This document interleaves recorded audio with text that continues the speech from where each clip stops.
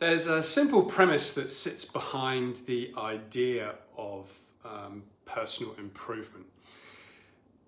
And I think it's an idea that's sometimes kind of misunderstood or not interpreted. And I think the fundamental and underlying assumption that you make when you do this kind of work, say like tune in order to grow, is that you've actually made a decision that you want to improve and change.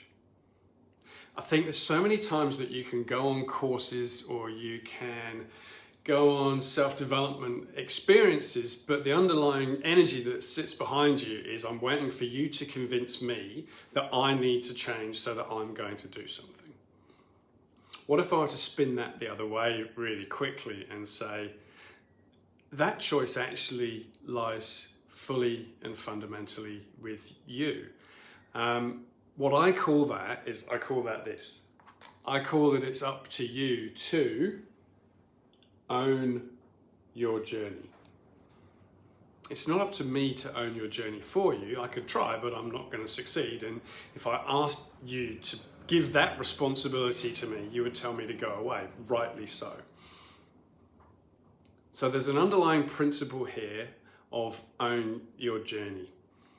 Now, in order to own your journey, I think it's so important that we need to spend a little bit of time asking ourselves three key questions. Where have I been? Where am I now? And where do I want to go? Those are the three key opening questions that we start to explore in the tune-in program, or even before, because I've already asked you that now. Where have you been? Where are you now? Where do you want to go? And at the same time, and in parallel to that, I believe there's three journeys that we all go on as leaders.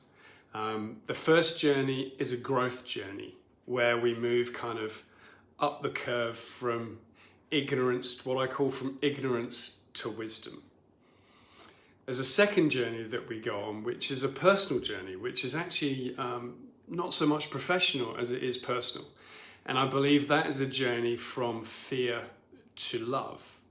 And there's a third journey that we go on that I call the leader's journey. And that is where we start to understand the principle of taking the time to develop awareness, and insight is the thing that leads us to have more influence and lead with more impact. It's almost like a call to wake up, clean up, grow up, and then show up.